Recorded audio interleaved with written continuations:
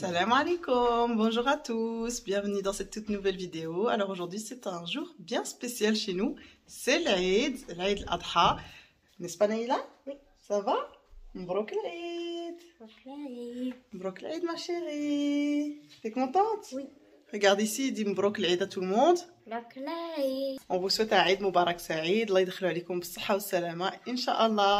Alors cette année on reçoit des amis pour l'Aïd, donc on va le fêter en petit comité et je partagerai tout ça avec vous. Allez, c'est parti. Adam, Mbrouk l'Aïd. Hey, Mbrouk l'Aïd. Toujours pas? Yalla dir bye bye, fais juste un coucou. Fais coucou. Coucou. Alors cette année pour l'Aïd, j'avais vraiment rien prévu en avance. Voilà, on a eu plusieurs choses qui se sont suivies ces dernières semaines. Donc j'ai vite été juste la veille de l'Aïd, vite fait aux actions. J'ai fait un petit tour et j'ai ramené quelques petites bricoles histoire de décorer un peu le salon. Et j'ai pris voilà quelques friandises pour les enfants et les petites boîtes comme ça en carton. Voilà, je leur ai mis quelques chocolats, quelques sucreries. Et j'ai juste emballé avec de l'emballage transparent, donc je ne me suis vraiment pas cassé la tête, mais je voulais absolument faire vraiment une petite attention comme ça, qui leur fera plaisir, comme chaque année je fais. Donc voilà, ici j'avais quelques étiquettes de Eid Moubarak qui dataient du dernier Eid. Et voilà, j'ai juste collé sur le carton. Ensuite, je me suis rendue dans la cuisine pour réaliser le dessert que j'allais présenter le jour de l'Aïd, donc le lendemain. Ici, je vais faire une sorte de flan, ça s'appelle kohada. Je vous montre ici, j'ai un demi-litre de lait et un demi-litre de crème liquide entière. Je les mets ensemble dans une casserole et je vais rajouter 2 grandes cuillères à soupe de sucre.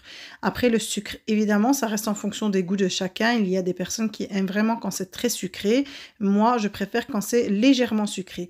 Voilà, c'est ce dont je vous parlais, c'est le kohada. Alors, j'achète ça dans les épiceries marocaines, dans les petites épiceries arabes, pour les personnes qui veulent savoir. Et je mets 2 sachets. Donc, 2 sachets égale 1 litre de lait et de crème ensemble. Voilà, je mélange bien le tout avec mon fouet et je vais mettre sur feu moyen et je ne vais cesser de mélanger jusqu'à ébullition. Ensuite, je vais verser cette préparation dans un moule et je vais laisser refroidir de côté. Ensuite, je laisserai refroidir comme il faut au réfrigérateur jusqu'au lendemain.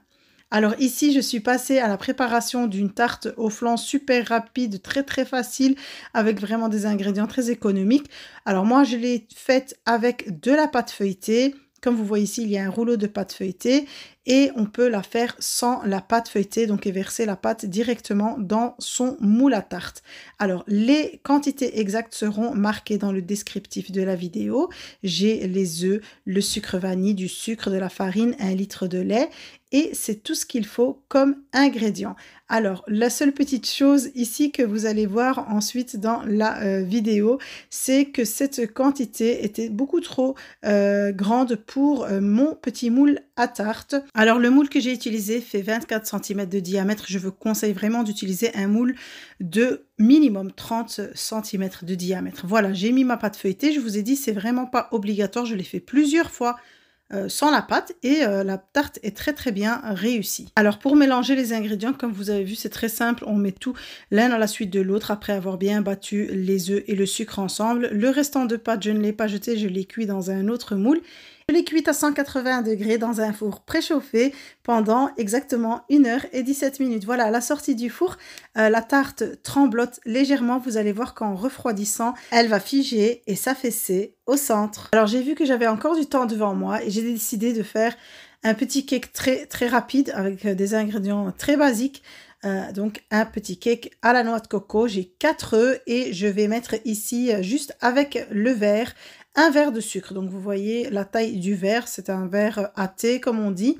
Et donc voilà, je vais vraiment bien les fouetter jusqu'à blanchiment complet. Je vais y rajouter 3/4 du verre d'huile et le dernier quart avec de la crème liquide entière. Comme vous avez pu le voir, ça va ramener encore plus de moelleux. Et ici, je mets de la noix de coco. J'en ai mis 3 grandes cuillères à soupe. Un sachet de levure chimique Et la farine, je mets à l'œil et ça, je veux que vous l'appreniez également si vous ne le savez toujours pas. C'est de vraiment tester plusieurs fois, de rajouter petit à petit. Regardez, on arrive ensuite à obtenir une pâte qui se tient bien, qui est encore liquide, donc qui nous fait une sorte de ruban quand on la tire avec une cuillère ou avec le fouet directement. Voilà, je place dans mon moule et je vais cuire mon cake à 160 degrés pendant plus ou moins 45 minutes. Et j'ai utilisé la chaleur tournante pour avoir une belle couleur. À la sortie du four directement, je vais napper avec de la confiture d'abricot et je vais décorer avec de la noix de coco. Alors toujours la veille au soir, il devait bien être 21 h à ce moment-là. Ma copine et sa maman sont venues chez moi pour me donner un petit coup de main. Donc ma copine s'est chargée de préparer la salade qu'on servira et sa maman nous a préparé de très très bons msemen ou crêpes feuilletées. Voilà, ici elle avait préparé la pâte au robot et elle va la faire cuire directement. Bon, d'abord elle va faire les boules, elle va les étaler une à une. Et ici, je vais vous montrer également le pliage qu'elle va réaliser. Donc voilà, c'était des msemen simples. Elle a utilisé de l'huile, du beurre et de la semoule fine pour le pliage, pour avoir des crêpes qui soient bien feuilletées. Voilà, ici, elle badigeonne avec le beurre une fois après avoir bien étalé la boule. Et elle va plier en trois. Ensuite, elle va de nouveau plier en trois, donc ce grand rectangle, en mettant toujours un petit peu de beurre. Et voilà, et là, elle va les faire cuire directement à la poêle, donc bien chaude. Et je répète l'astuce qu'elle m'a donnée pour avoir des crêpes qui vont légèrement gonfler et être bien feuilletées, c'est de mettre vraiment une petite pincée de levure de boulangerie. Elle a également mis une pincée de sucre pour avoir des crêpes qui vont bien dorer. Alors toujours dans la même soirée, ma copine s'est chargée de nous faire un petit dessin au henné. Et là, on a gonflé plein de ballons. C'est ce que j'avais acheté aussi pour la déco. Voilà, une déco improvisée de dernière minute. On fait avec ce qu'on a. Et voilà, c'est le jour J, c'est le jour de l'Aïd. Alors, on s'est réveillé un peu tôt, vu qu'on avait dormi très tard la veille. J'avais Loué qui était super fatigué, on était tous un peu. Et là, je prépare donc la table du petit déjeuner. Je coupe le cake que j'ai préparé, la tarte au flan. Vraiment, je vous invite à tester cette recette. Elle est tellement facile, mais super bonne. Ça a un goût vraiment très spécial. Et comme ça, avec la pâte feuilletée en plus, c'était vraiment très très bon.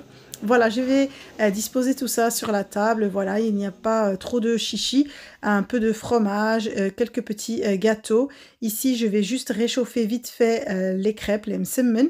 Je les dispose également sur la table et on peut enfin prendre le petit déjeuner. C'était vraiment un très très bon moment qu'on a passé ensemble. Et voilà, c'était vraiment super d'avoir passé la fête de l'Aïd avec eux. Ici, voilà, on a commencé en début d'après-midi à préparer les brochettes qu'on va manger, qu'on va déguster. Ici, c'est de la viande de mouton. On a coupé la viande. Il y avait également le foie. Alors, la maman de ma copine s'est chargée de préparer le foie à sa manière et moi j'en ai pris un autre et je l'ai préparé à ma manière. Donc nous en fait on fait sécher cette graisse, donc c'est la graisse du mouton, on la fait bien sécher et ici comme vous avez vu je l'ai enroulée et je vais couper comme ça en fait pour pouvoir avoir des bandelettes que j'enroulerai autour de mon foie qui aura pré-cuit. Je vous montrerai tout ça juste après. Alors ici voilà, je vous filmais mais vraiment étape par étape. Ici, c'était la salade qui était en évolution. Alors, c'est une salade qu'on fait beaucoup en Espagne, donc il y a vraiment un peu de tout dedans. Alors, on y retrouve des pâtes, des scampi, des crevettes, du fromage, de la mozzarella, du chorizo, du salami et plein d'autres choses. Vraiment, c'était super bon. Alors ici, je vous montre aussi la viande à côté. Et ici, donc elle a rajouté de la laitue. Et pour la sauce qu'elle va utiliser pour l'assaisonner, c'est juste de la mayonnaise, de la ketchup et du vinaigre. Et voilà, ici, moi, j'étais occupée à préparer la viande. Donc, j'ai rajouté les oignons, le persil et la coriandre, sel, poivre, cumin et paprika. Et je mélange le tout. Chacun et chacune avait son rôle bien précis. Donc, on s'était vraiment donné des tâches à chacun pour être bien organisé. Et c'est ça qui est super quand on est à plusieurs. Alors, ici, on va mettre la viande en brochette directement pour la préparer pour la cuisson. Et le foie, vous avez vu que je l'ai coupé qu'en 3 morceaux, je l'ai laissé vraiment très très grand et on va le cuire directement comme ça. Je vais le mettre dans une grille et je vais le mettre directement sur le barbecue. Voilà, vous voyez ici les 2 grands morceaux et on va les cuire des 2 côtés. Pas de trop, en fait, c'est juste une pré-cuisson. On va vraiment les cuire légèrement des 2 côtés. Voilà, c'est suffisant, il ne faut pas attendre que ça se grille. Et je vais pouvoir couper comme ça des bandes dans ma viande. Donc elle était très chaude, j'ai dû utiliser une fourchette. Vous voyez que j'ai coupé comme ça dans la longueur. Je vais saler et mettre du cumin des 2 côtés. Et je vais pouvoir couper comme ça des petits carrés. Et là, je reprends la petite graisse que j'avais enroulée tout à l'heure. Et voilà, je vais pouvoir l'enrouler autour de chaque morceau, juste en faisant un seul tour. Et je vais couper dans la graisse. Donc voilà, on enroule bien chaque morceau de foie avec la graisse. Et c'est ça qu'on appelle le boulfef. C'est super bon, c'est délicieux. Alors pour moi, l'Aïd, il faut absolument le faire. Voilà, je vais les enrouler et je vais les piquer dans mon pic à brochette. Toujours commencer à piquer le dernier côté de graisse, donc là où on s'est arrêté pour que ça tienne bien. Et voilà, je vais faire comme ça pareil avec tous mes morceaux. Là, on passe directement à la cuisson. Vous voyez, il y a vraiment le feu. Ça, c'est à cause de la graisse, mais voilà, c'est comme ça. Et c'est délicieux, c'est super bon. On a passé aussi un très très bon moment. C'était un moment convivial d'être comme ça tous autour du barbecue, de cuire les brochettes petit à petit et de déguster vraiment à notre aise. Et voilà, on n'a pas dressé la table voilà, comme au resto, je dirais. C'était à la bonne franquette. On a disposé les belles assiettes de salade que ma copine a préparées. C'était aussi très très bon et je la remercie pour ça.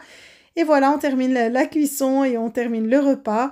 Et on va terminer la journée sur une note sucrée et rafraîchissante. Voilà le dessert que j'avais préparé. Je l'ai présenté comme ça ici avec quelques petits fruits. Voilà, j'ai utilisé juste les fruits que j'avais dans mon réfrigérateur.